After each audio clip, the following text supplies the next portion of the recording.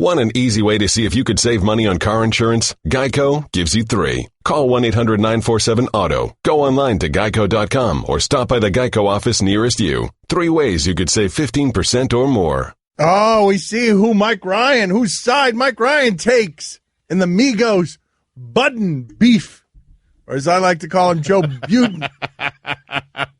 There is a feud between Migos and Joe Budden, and Chris Brown was leaning on his car after the BET Awards, and Migos came up, and there was some jostling. Migos are the new thing, and Chris Brown and Budden aren't. And Migos made their way through an interview with Budden yesterday, muttering. They made the interviewer ask like 5 or 6 times, "What are you saying? Excuse me?" Because he wouldn't. I don't know which Migos it was. I know it wasn't Quavo. I know Quavo, and I don't know who the other two guys are. Quavo's the only one that matters. Is he? Quavo, I read, there was a name finally. Quavo's in like 10% of the top 100 songs in America right now. But he's not involved in the beef, Quavo? No, he is the center of the beef. Oh, okay. But you got 3 guys in Migos. Childhood boys. The only one that matters is the one that goes, scoot, scoot. And it's Quavo, right? Well, it's funny watching them, though. Because they got to the BET Awards, and evidently you're offending Chris Brown, who has exactly 0 shame. So you watched the BET Awards? Yeah. I didn't. I'm just watching what happened after the BET Awards. I'm looking at have you seen what our guest list is today? What a funny way to start. I'm doing Sway's show all of a sudden. Our guest list today is John Lovitz, Paul Schaefer, and James Patterson. I love it. That is amazing. How'd they get the ex-vice president in that group? These 2 guys are just looking for a place. I don't know who these people are, man. Joe Biden is not in a group. He was just in. Joe Budden was in the middle of this interview.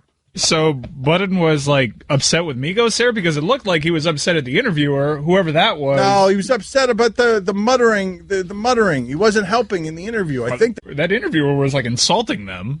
Like he was saying like you were left off bad and bougie, and one of the Migos said, "Does it look like I was left off bad and bougie?" And I don't know what that means. But then Joe Budden, like there was that awkward exchange where he's like, "Say again, say again." It looked like the interview was purposely trying to annoy them. I know nothing about this. I'm just going off the sound. No. This is what happened. I'm telling you what happened. Why don't you listen to me? Okay. Instead of thinking you're an all-knowing music But I like that. guy. I like having no knowledge, just trying to piece it together off a piece of sound. I'm trying to help you. Look how this interviewer is so disrespectful. He's not disrespectful. He can't hear him. He doesn't understand what he's saying because he's mumbling. Does it look like I was left off bad and bougie? And he just doesn't understand him. I had the same problem with these guys when I interviewed them on television. They don't care that they're on television, so they just mutter their way through things often. Chris Cody, helpful, says one of the Migos was indeed left off bad and bougie, so that was the one. He doesn't have his own verse. He doesn't have his own verse, but he probably says something. Is he the one that just repeats something at the end? All right, yeah. Like he's in the music video, he just doesn't have his own verse. Wow. Like someone says bad, he goes bad. Yeah, that's his whole role in there. Okay, but he was left off bad and bougie. He just didn't have his own. Does it look like he was left off? No, I mean, yeah, he just didn't have his own verse, which, I mean... the reason I'm talking about this, actually, is not to compensate for this guest list of James Patterson. Thanks for helping, Chris, guy on the right. Paul Schaefer, the guy on the right. And John Lovett's going to be on the show today. Would this guest list even be good in the 80s? No. No? Just, it's our right, their left. Yes. Thank you. Yes. In the video. Thank you, Chris. The reason I'm bringing it up is because all of this stuff is sports. And all of this stuff in sports is high school. This is Migos. So this is what happens. And why was Joe Budden there? Budden was just in the middle of the interview. Joe Budden's in the middle of the interview. He's sitting right in the middle, and he's getting irritated with Migos because they're muttering their way through the question. So he tells them to wrap it up, and this gets Migos' attention because they're like, wait a minute, this guy's disrespecting us. And then Budden just walks off in the middle of the interview, and then Migos get up, all 3 of them posturing. And that's what you heard at the end. And they got into a skirmish with Chris Brown in a parking lot afterward, and it's just posturing over territory. Migos, they're the new thing. interviewer was totally trying to annoy them. Yeah. No, he was Who was not. that, DJ Academics? Man, He was not trying to annoy them. He couldn't understand what he was saying. I could hear him clear as day. You couldn't understand. It was crystal clear. I don't know who any of these people are, man, and that interviewer was trying to annoy him, man. Seriously. I mean, DJ Academic. Hicks. Guillermo put it on the poll. Was the interviewer trying to annoy Migos? And also put on the poll, can you name more than one of Migos? So we're really trying to like cover up for our guest list with this first segment, just breaking this down. Yeah, I love our guest list today. I think it's fantastic. And Allison's going to come to the mic, and I know what she's worried about. She's worried about us making fun of the guest list the entire show because she's booked these people. This is a perfect Monday show for us, especially with no sports going on. Well, I'm assuming before Allison goes here that you love James Patterson. That's someone that you're interested in talking to, right? It's Yes. the other two? Well, wait a minute. Me loving James Patterson does not mean that the audience is going to have any interest whatsoever in James. You asked, your co-host. and there's audio of you asking for me to get James Yeah, Patterson. oh, I know. Okay, so what's wrong with the guest list? Guest knob, let's go. Paul Schaefer and John Lovitz. What's wrong with Paul Schaefer? Paul Schaefer, David Letterman's right hand. You love David Letterman. Yeah. He's got to have so many great stories, or maybe not, but whatever. We'll find out, right? And Lovitz. Who you also asked for when he was dating like a 20-year-old. I mean, it took a while. Until we realized he wasn't, and it was like a fake. But hey, John Lovitz is just, he's John Lovitz. Great voice. Yeah. Great voice.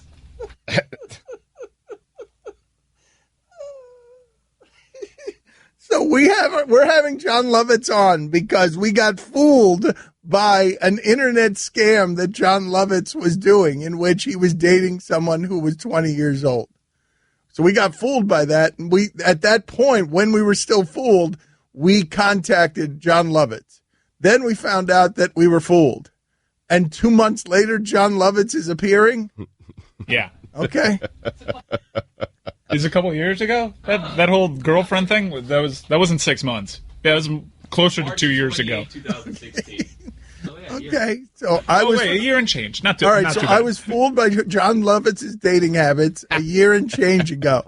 And so we immediately pounced. I said to Allison, get me John Lovitz. Yep, she got him. And she just said, and she thought to herself, okay, I can get John Lovitz at any time. I mean, I've always wanted to talk to John Lovitz, just only about like how like he and Dana Carvey were originally the bad boys in Bad Boys before they were replaced by Martin Lawrence and Will Smith. How is that going to work? Was Taya Leone still going to be the main love interest? So many questions. Was the bad guy still the Frenchie? Should we ask them nothing? Should we ask him nothing but questions about Bad Boys? Nothing about Yes. Was he going to say Mike Lowry in the same tone? which one of was he Mike Lowry? Mike Lowry. Was he? Dana Carvey was? That sounds fun. Wait a minute, you just did. Wait a minute, I just want to make sure that what you just did. Let me just make sure that I found your impersonation It's correct. not very good. Hold on. I can't laugh that hard. My ribs hurt. Oh, this. Oh, is yeah, another Lovitz thing. was supposed to be Hold Mike. on a second. Ooh, I'm Mike Lowry. Stop, man. Hold on a second. Hold on, because Stugotz may have heard him mutter under his breath, "My ribs hurt." Stugotz got hit by a bicycle in New York. We'll get to that. We'll get to that in a second. Stop. So Stugotz's ribs hurt because he got hit by a bicycle in New York. Hold on a second. Okay. I just want to revisit what Mike was just doing there. Please. Because so let me just get this straight. What you just gave us was limited fake John Lovitz as Will Smith's character in Bad Boys, Mike Lowry. Yeah, that's a ticket. Let me hear John Lovitz introduce himself again. You gotta hear it, though. You gotta hear it. No, Like one of let your me clips, hear so I can- again come on. John Lovitz. Oh, hello. Like it's just like his arm sweeps. No, Your impersonation keeps getting worse. So good. No, it was good. It was good the first time, and I want to hear. Can I listen to it? Let me listen to his voice in cue. No, you had it. I did. You did it correctly. You did.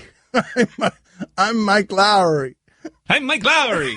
I don't know. Yeah, you're It's close. Worse and worse. Listen to you for a second. I'm cool with that. Please give me like 30 seconds. All right, we'll just sit here and wait for you. Yep. TikTok. John Lovett's voice. Keep doing show. No. We're gonna No, wait we're for just this, gonna Mike. wait We for don't you. care. I'm in a league of my own. We don't care. Good. Hold on, there's an ad. My advertisement will be over in 10 seconds. Can't click off of it. You don't have any easy access as a producer because you're, No, I'm not going to pay. I can wait 15 seconds. It's not like this is bad radio or anything. No. Love it. All right. AFI. It's exciting. Thank you. There it is. Yes. Mike Lowry. Thank you. glad we waited for it. That was a lot better. Thank you. I got some Bill Cosby news for you here. You ready? Yep. I'm going to localize the Bill Cosby news. Okay. From the New York Post, Bill Cosby's other secret vice was gambling, a convicted mafia bookie claims. For 4 years in the 1980s, Bill Cosby bet hundreds of thousands of dollars on his favorite team, the Miami Dolphins, with New York bookmakers, according to Chris Colombo, the youngest son of late crime family godfather Joseph Colombo. Quote, he loved them, bet on them every week, said Colombo. Colombo, who spent a year in prison for running a $3.6 million a year bookmaking operation, said Cosby would place weekly wagers on the fish between 83 and 86. Those are the good years. The damn for Marino or for Cosby? Thank you. Don Batard. The reason Stugotz is tired is because he is using every available outlet to, at all times, spew his sports opinions. He comes in here, I look up, and by way of hello, I've got his phone in my face recording me, asking me for opinions on things because he is insatiable. Stugotz. Yeah, I'm on television right now. This is the pizza. Oh, this is delicious. This is so good. Let me walk outside. Let me get on Facebook Live and Twitter Live. These are the peanut M&Ms. Oh, I forgot something. Let me go over here and grab a selfie stick. Let's do Facebook Live today. It's Facebook Live Friday. It's all for the show, man. That's what, yeah. This is the Don Batard show with the Stugotz on the ticket. So according to this bookmaker, Cosby wagered nearly $400,000 in the early 80s on the Dolphins. $5,000 on each week's game. $10,000 on the 5 Dolphin playoff games during those years. And he also bet $20,000 on the 1985 Super Bowl where the Dolphins got crushed. Did you guys see Bill Cosby one of the days that this made me burst out laughing? One of the days that he was leaving the courtroom amid all the media that was jostling after him, he did the Fat Albert. Hey, hey, hey. No, he didn't. Yes, he did. That was not a very good Fat Albert by me. Mine was more like Raj or Rerun from What's Happening. I think it was Dwayne. Your cadence was off, too. Well, go ahead. How do you say You were like, hey, hey, hey. Hey, hey, hey. Hey, hey, hey. Hey, hey, hey. Thank you. Hey, hey. He did that, though. He did. I'm sorry. I did do it wrong. Oh, you might as well. Hello, hi, how are you? You are our master impressionist. Thank you. Why? You had an opportunity there to say that this is John Lovett's on the ticket, and you didn't do it. You didn't something. That's mixing. the ticket. Thank you. Thank you. Thank you. Yeah. Hey, hey, hey. I'm still doing it. You're still doing it. Well, the cadence is wrong. No, Dan, it's like, Right. Roy, come on, man. Oh, I didn't know it was. What about my eardrums? Sorry. My bad. Sorry. You're a sound engineer. Oh, yeah. Roy, you're the sound guy around here. How do you not know that? That's never happened to us in the history of the show. Sorry, I wasn't looking at the fader. I didn't know it was that loud. You merged the two because there are two hey, hey, heys, and you use the Fat Albert Do voice. yours. Hey, hey, hey. Yeah, yours is terrible, too. Yours is no Hey, better. hey, hey. Hey, hey, hey. Third hey. Come on, one more time. Let me hear it, Roy. Let me hear it in a sentence. Hold on, let me lower this. Why would you go to Roy? Roy, why I'm lowering the fader. Let me hear it, Mike. Anyone. Hey! What? No, his Hey, hey, hey. It's terrible, too. That's better. That's better. Oh, that's a good one, Billy. Yeah, that was a good one. Yours. Yeah, You yeah. go. Go ahead. Hey, hey, hey. Yeah, that's good. Nice. Excellent. Best so far. Yeah. Hey, hey, hey. All right, not bad. Not bad. Allison, come on. Come give it a shot, Alice. Come on, Allison. Allison. Allison. Come on. Allison. It's right there. Just go. This is super weird. No. Do it. Come on. Just let it go. I can't. No. Come on. Just go. So this is going to be a long time of silence. Go. Come on. No, just go. Come on. Hey. That's it. I'll take it. Thank you. Hey. What a disaster. All of you. Roy, I don't know what you're laughing at. You're the sound guy. Like, you were so eager to get in there with a Fat Albert, which was evidently in your wheelhouse, that you forgot that the sound has to be right. You get what you pay for, Dan. Very few sound people paid as well as you are. You're honestly like the Joe Namath of like sound guys. You're like Derek Carr, man. What are you talking about? All the other sound guys are like, I can't believe he gets paid that much to distort the sound when he does his crappy Fat Albert impersonation. It's better than yours, though. That's true. That's true. My mind's better than Allison. All of ours are better than Allison's. No, Dan was the best. Yes. Good job. Yeah. Thank you, Dan. So for anyway, trying. what I was saying is that Bill Cosby was leaving the trial, and he's surrounded by reporters, and for some reason he did that. And it's so weird to be on trial for all of that. Yeah. And do the Fat Albert while you're leaving the courtroom. That's the weird part. Yeah. Agreed. It's weird. It is. Yes. I found it odd. Yeah. It's all weird. Yes. But it's made extra weird by being under that kind of stress. You see, in a trial for your freedom. He's going to be like, there's a report. I saw this on Twitter that he's going to be giving seminars on how to avoid like sexual assaults. Yeah. Jeez. Mm-hmm. I saw a funny tweet. It was like, hello. See, that's your first mistake. You came. Like, you showed up. It's your first mistake. So if, like, Jimmy Walker was ever under a similar circumstance, similar trial, and he came out of that trial with dynamite, right? You would find correct. that strange. That's correct. Yes, thank you. Yeah. Do you have a dynamite, Dan? Yeah, Dan, do that one. Do a dynamite, yeah. Dynamite! Oh, wow. The clap. Yeah. That was and the hands. You see what he did with the hands there? Dynamite. Yeah. Dynamite. That should be your catchwatchface. Yeah. Dynamite. Anytime that you have a good point, just clap your hands and go, Dynamite. I'm going to start doing that. I'm going to start doing that. Whenever I win an argument around here. Which is always. Dynamite. I mix some Fat Albert in there, too. Remind me to do that at some point during the show today because I will forget. I'm writing it down.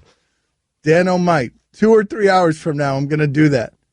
I'm going to clap my hands and do Jimmy J.J. Walker.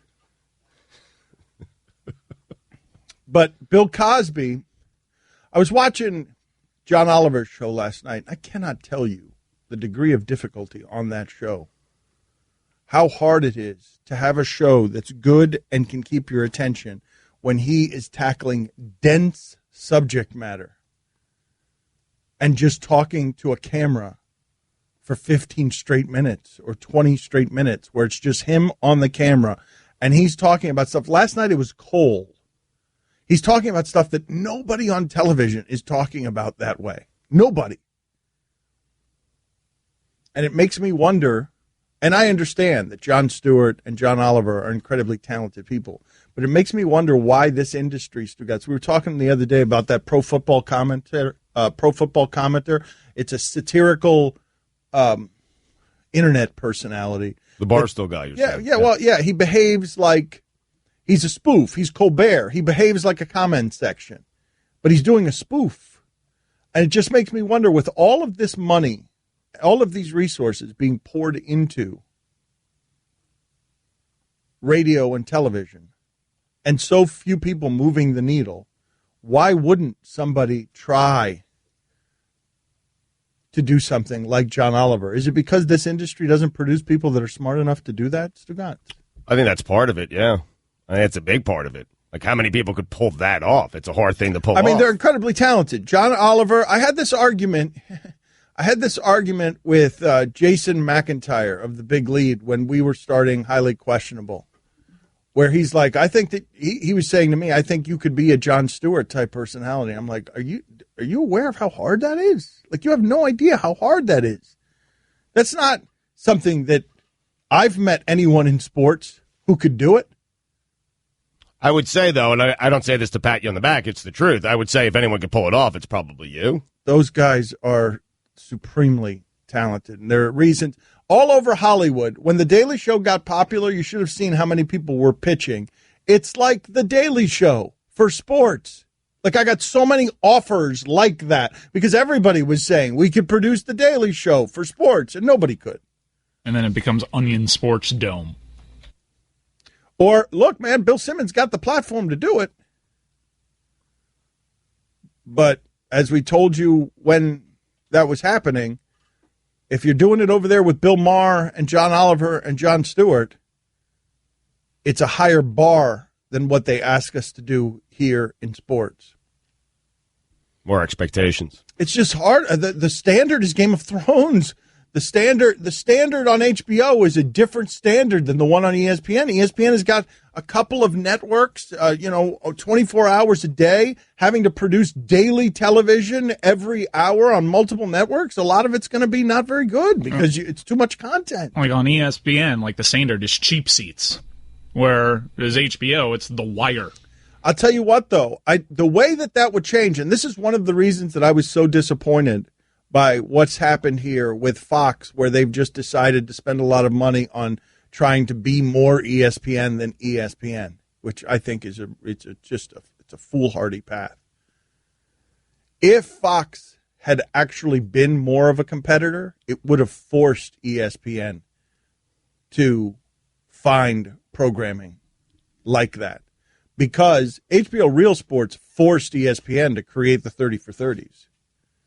Why did HBO Real Sports have the market cornered on sports documentaries? Because they were well done, well produced. I know, but once ESPN noticed that, they were like, no, you can't be the ones cornering the market on sports documentaries. Right. That has to be us. Yeah. Like, we're going to pour resources and creativity into this. So you're saying if Fox came out with original programming, stuff we hadn't seen too much of in sports media. It doesn't even have to be that, although that would have helped if Fox had been a legitimate challenge. If Fox had actually pushed ESPN in a way that was stealing people, it would have forced everybody to be better. I'm telling you, Stugotz, I got pitched a dozen times. My eyes would roll whenever I was in Los Angeles or Hollywood when somebody else was mentioning it'll be like The Daily Show for sports.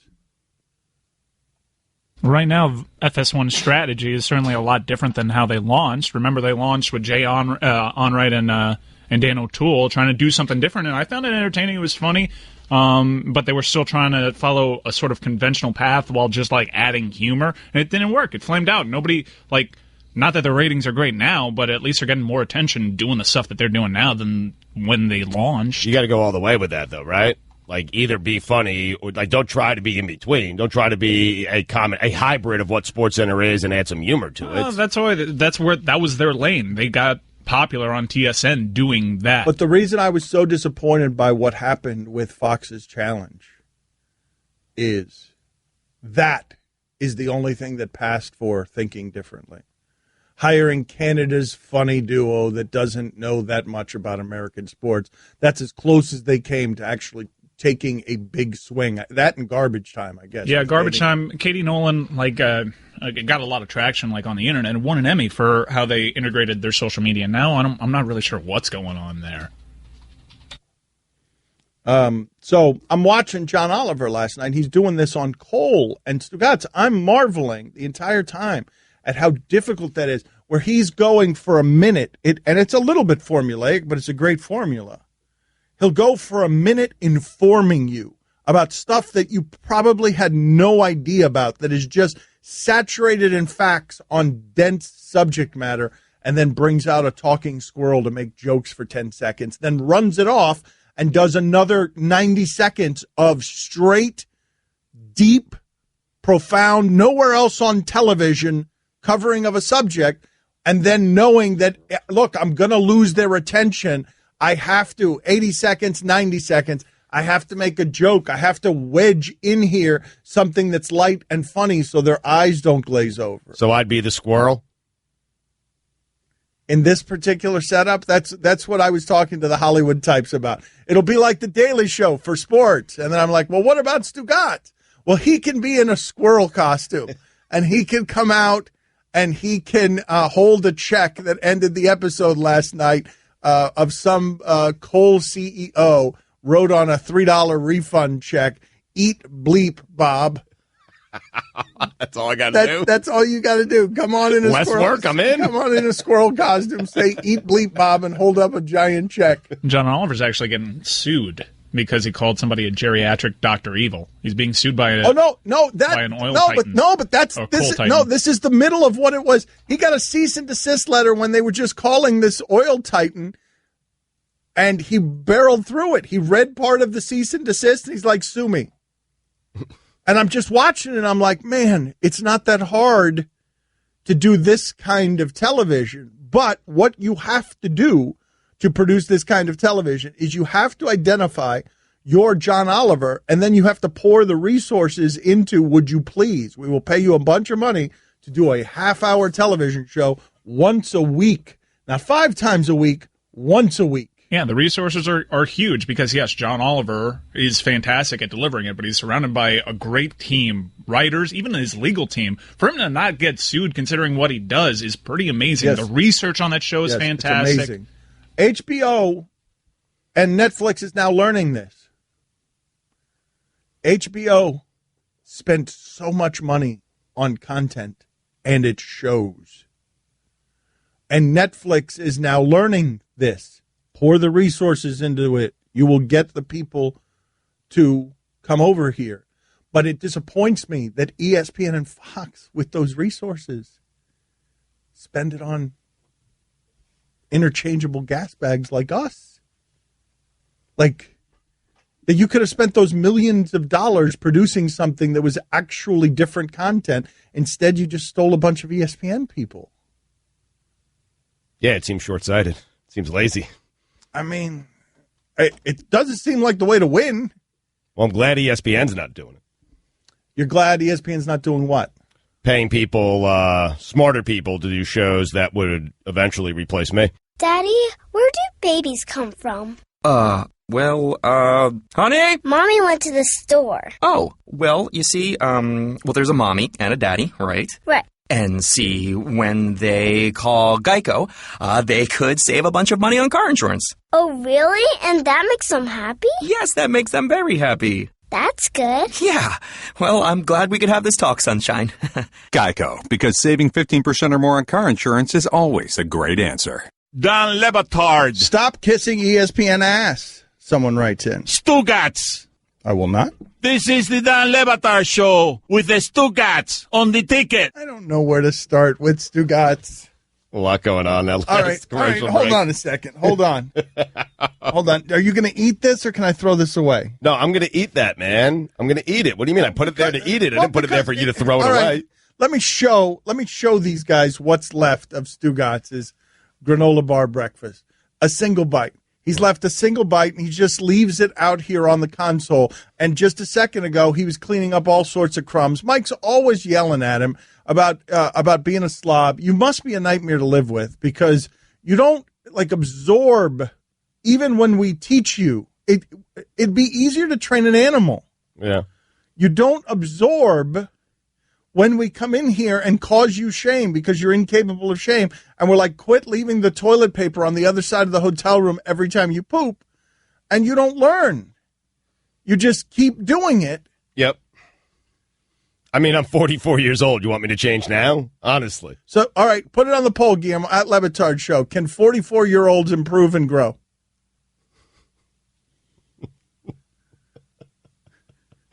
Because Stugotz would vote no on that one. I am voting no, yes. Can 44-year-old men change and grow? Have you changed recently? I'm always looking to improve, yes. Oh. And certainly if someone... Seems exhausting, I mean. Certainly That's if I was... different than actually changing, though. Right. I'm looking to change. Yeah. I'll get around to it. If I was perpetually... Crusade, a search. If I was perpetually inconveniencing others in a way that had them tell me, like the idea that you leave food around here every day that me and Mike are always cleaning up after you, but that's only one of the things that was in play. This is what's great about the entire thing that just happened here. I'm going to give you a look at just all things Stugotz here, okay? Stugotz was showing me all the bruises that he has from being hit by a bicycle while he was in New York. Right. The external ones. The internal ones are the ones that are really hurting. And while he's doing this I'm dead serious about this, okay? This is exactly how it happened. I'm not making any of what I'm about to say up. While cleaning up granola from all over the console and showing me all the bruises on his body from a bike accident that he had in New York when he wasn't on the bike. A bike just ran into him. Yeah. Okay. Stugotz is arguing with Mike Ryan in the editing of the Weekend Observations because he wants to make Warren Sapp CTE jokes and he wants to kill Phil Jackson.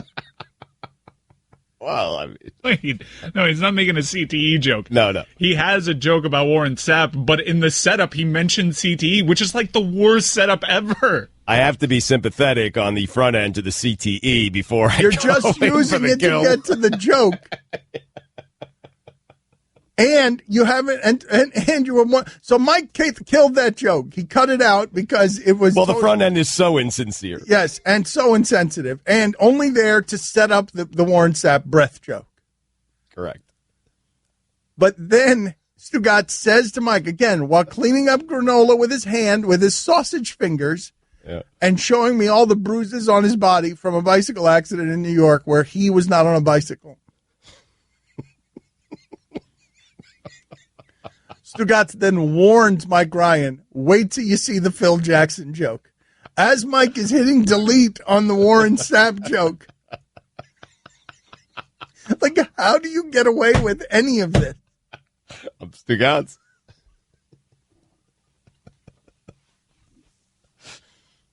You created this. I wish I could train it. I'm so frustrated. I know I brought this dog home, and I know this dog has fleas and ticks and then smells its own butt and licks its own, and eats its own poop. I know. I just wish I could train it. I am so frustrated with it. Can't teach an old dog new tricks, Dan. Dan O'Malley. Stop my ribs.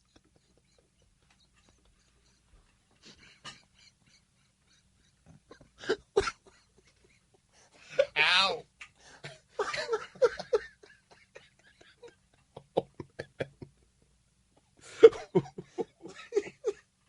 Oh, ow.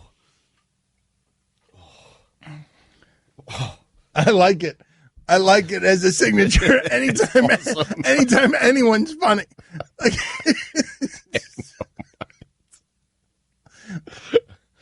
oh man. Now Allison wears me out because she gets thrown off kilter by the smallest things. So I pointed out that it's a weird guest list today. Allison, can you even dispute that it's a weird guest list today?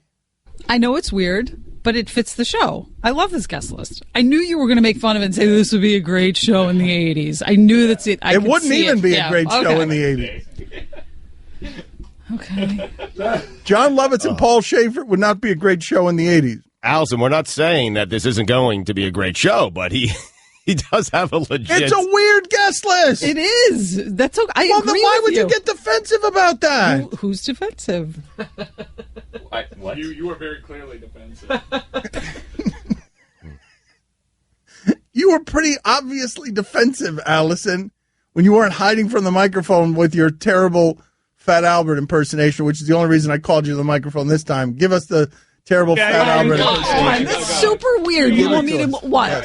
You do it first. Hey. Ooh, come on, Allie. Better. Go ahead. Do it. 44 This stuff really stresses me out. Get some everything stresses you out. Hey. It's the best I have. Come on, you gotta go deep. Dig deep. It can't be indifferent. Pour your soul into it. Hey. Come on. So weird. This is weird. Quiet in the room. All right, go for it. My heart is beating out of my chest. try I'm it. sorry. Hey. It's so friendly and polite. It's white. Please come in. It's Good. Good job, Allie. You should have done the Dynamite afterwards. Yeah. Brought it full circle. Yeah. Whoa, she's just looking at me. Woo! Mike, are you following all of the Heat stuff on Instagram? Oh, I'm loving it all. Where was Hassan Whiteside dancing to James Brown? In the Louvre? The Louvre. Yeah, he was asking. He asked Mona Lisa if anyone's getting triple doubles with blocks.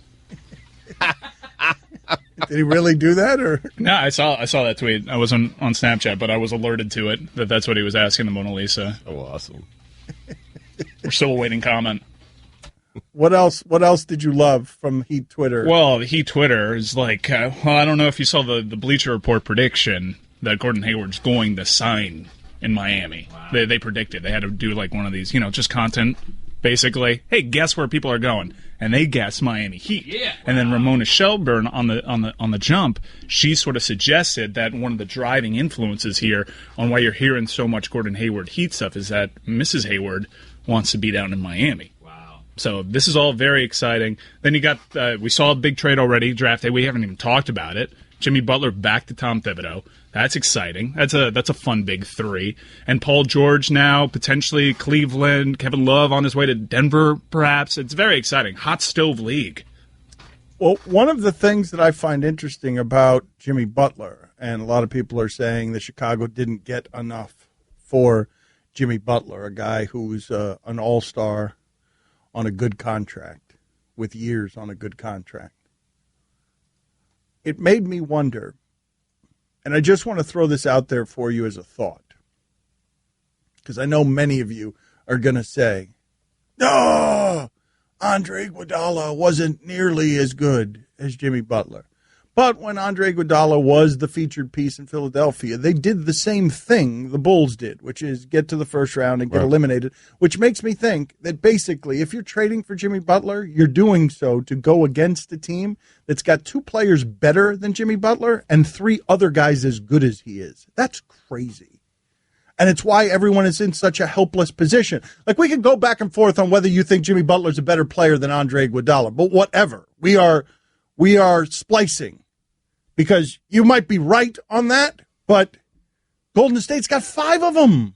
They got 2 guys better than Jimmy Butler, flatly. Well, they got 2 guys better than everyone but LeBron. I mean, pretty much, right? Right, Maybe but I'm Kawhi. saying the team that you're going after, if you're Minnesota, what I'm talking about is sort of the foolhardiness in anyone other than Cleveland trading for Paul George, and the foolhardiness in making a big deal about, hey, we're in the game for Jimmy Butler. Jimmy Butler wouldn't have gotten Boston past LeBron.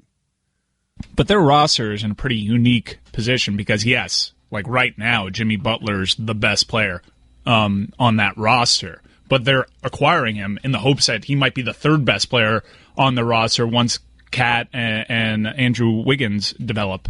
they might be young enough, Dan, where they can be pretty good right now and be set up very, very well for when Golden State kind of phases out a little bit or splits up and when LeBron gets older. That's a really good – it's Mike, I wouldn't even say it's a big three. That's a really good four when you include Rubio. Rubio. I mean, Mike, it's a good four. You're certainly a playoff team if Ricky Rubio is your fourth best player, right? You would think. A playoff team. Look, I'm not criticizing what Minnesota did. I get what Minnesota did. I'm just talking in general about the enthusiasm that the NBA got for the idea of Jimmy Butler being traded when it doesn't make much of a difference because what is the standard bearer right now has 5 of them under 30. Has 5 Jimmy Butlers. And it's my larger point. Yes, I understand why Minnesota did it. They didn't give up that much. Yeah, it was an excellent trade for them. And just your general point about Golden State is, I don't want to be a prisoner of the moment, even though it's incredibly easy to be, but it's kind of hard to believe anybody's going to beat Golden State playing the way Golden State does. You're going to have to change it. You're going to have a 7-foot alien out there that can do all sorts of stuff and exploit a weakness if that Golden State Warriors team even has one. And Karl Anthony Towns might become that.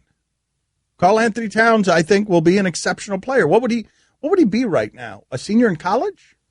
Or junior? Would he even be a senior? Yeah, I think a junior. A junior in college.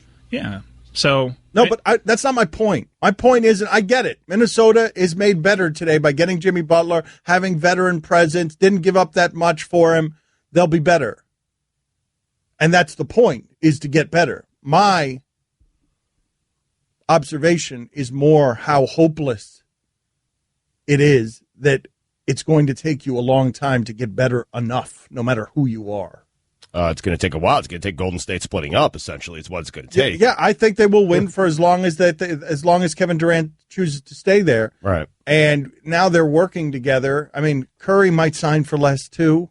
Yep. Like they're all working. They're all working to try and keep Iguodala there. Yeah, sure. That's pretty frustrating because I understand their starting 5 is amazing and whatnot, but they get a lot of Livingston and Iguodala, huge contributions. And the way these things go is you're going to have to let those guys go to keep like the main superstars, but they have a lot of questions mark. Who are you going to count on? McCaw?